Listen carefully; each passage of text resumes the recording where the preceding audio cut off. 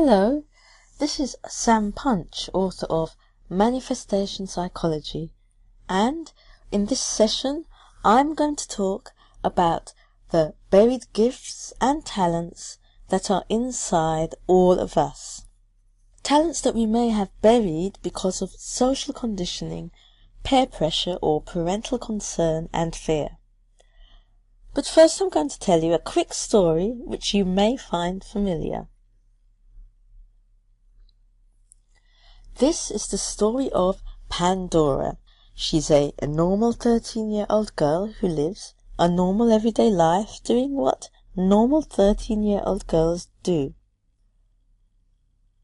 But ever since she was a very small child, Pandora has been aware of a very large jar with her name on it. The jar is tightly sealed, and on top of the seal there is a 4-letter word beginning with F stamped on it. Yes, that's right. This 4-letter word is fair.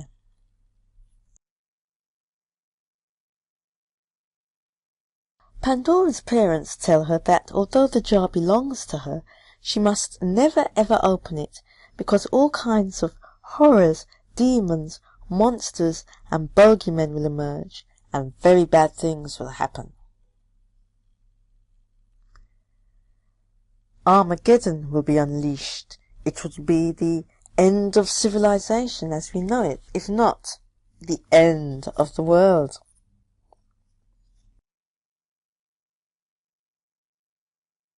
And although Pandora thinks it's a bit unfair that she can't open her own jar, she's a good girl, says nothing, and obediently never goes near it. But one day, Pandora has a huge fight with her mother, and her mother stops her from going to a party where all her friends will be. So, in an act of rebellion, revenge and rage, after her mother storms out of the room, of course, Pandora decides to unleash Armageddon on the planet. She opens the jar and flings aside the seal called fear.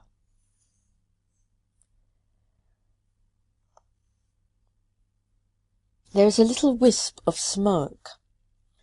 Pandora is almost disappointed at this anticlimax, but then a huge genie rises out of the jar and floats above her. Pandora screams. "Be not afraid," says the genie. "Calm down. Shut up." "Who are you?" gasps Pandora. "I am you," replies the genie. "I am you unleashed. I am your genius, your talent and your brilliance.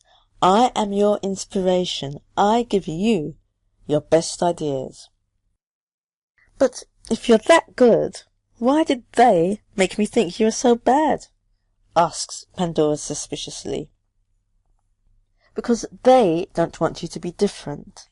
They want you to be the same as everyone else," explains the genie. "They want you to pretend to be normal. Now it's up to you. You can use me to make your life brilliant, or you can put me back in the bottle, go back to being a spoilt brat, and nobody need ever know a thing about this. You decide."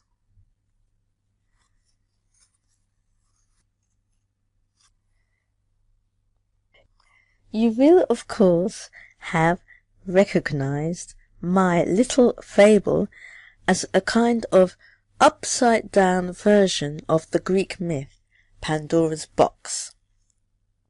And, as I said at the beginning, I was going to talk in this session about the buried gifts and talents that are inside all of us. Talents that we may have buried because of social conditioning, peer pressure, or parental concern and fear. But why did I use the story of Pandoras Genie to illustrate this? Pandora, in the Greek myth, was the first woman on earth, the original woman whose curiosity and disobedience led to her unleashing disease, pestilence, war, and other horrors upon earth when she opens that infamous box. The word Pandora means all-giving. But another form of her name can be translated as one who has gifts. The gods made Pandora out of earth and water.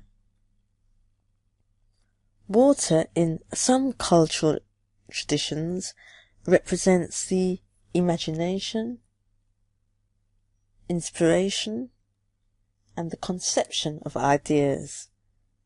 Earth can symbolize productivity, abundance, and fruitfulness. Both earth and water are symbols of creativity.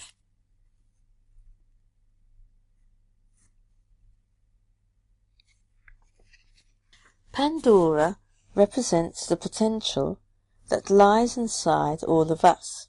We are all original and unique one-offs, and we all have gifts. The individuals that use, excel at, and develop their gifts, and their uniqueness, and their creativity are the ones that we call geniuses. Now, in my version of the story, Pandora is 13. This represents a stage in our lives, different ages for all of us, when we either find our own voice and continue to develop our natural childlike capacity for creativity, or we shut down this voice and we conform to the wishes, needs, and agendas of the people around us. These people being our peers, our teachers, our parents, family members, and so on. We are often cast in a role that is not of our choosing, and we feel compelled to fulfill and play out this role mostly because of fear. Pandora's jar represents our buried or underdeveloped gifts, or maybe talents that we don't know we have. Everyone has a jar or a box with their name on it. Some of us choose to keep this jar unopened. Others of us have had this decision made for us, and some of us don't even know that the jar exists. When we do discover this buried treasure representing our innate talent and potential genius, we can either make a decision to develop this genius, or we can choose to ignore it because we don't want to rock the boat, or we think it will be too much hard work, or we may just lose interest in it.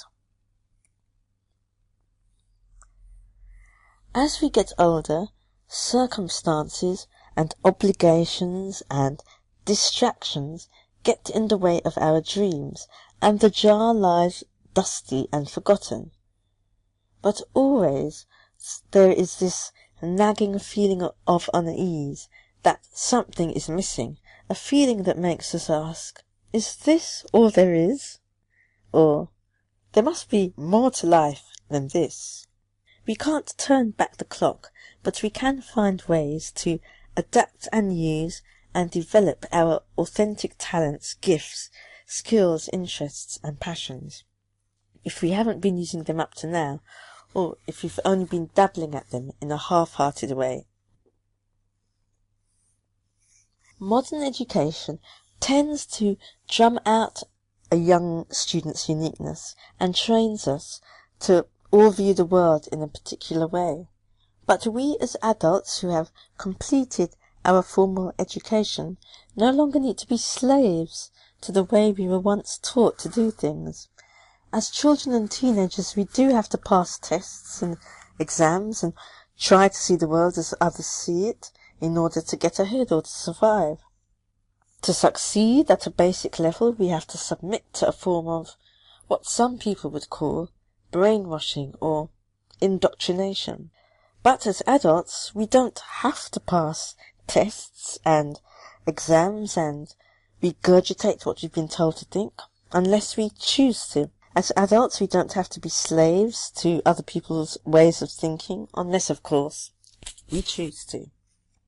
And we don't have to ignore our creative talents or our authentic interests to please other people, unless, of course, we choose to. As children, we might have had to suppress our unusual gifts and interests and potentials to fit the educational model. But as adults, we are free to resurrect our interests and return to that natural, creative capacity that is ironically so innate to children, but with the added bonus of our life experience and knowledge, combining the imaginative creativity of the young at heart with the wisdom of life experience. Now, you may be wondering about the end of the story of Pandora and her genie. Did she put the genie back in the bottle and go back to following the rules in a passive-aggressive fashion? Or did she use the genie to fulfill her potential, her ideas and her creativity, and lead a brilliant, fabulous life? Well, I decided not to write an ending to the story of Pandora's genie. I've decided to let you decide her fate. What ending would you propose for Pandora, and what would you decide for yourself if you were in her position? Pandora's genie said, "You can use me, or you can put me back in the bottle." So, if you have ever felt that there is something missing, that you're not using your talents, or you feel under-realized and unfulfilled, your inner voice may be giving you that same choice. If you're interested in going deeper into this topic, watch my 3-part video series, How to Activate Your Genius Potential, which you can access from my website, manifestationpsychology.com. Visit the website to get access to the video series today. This has been Sam Punch, author of Manifestation Psychology. Thank you for your time and attention. Bye for now.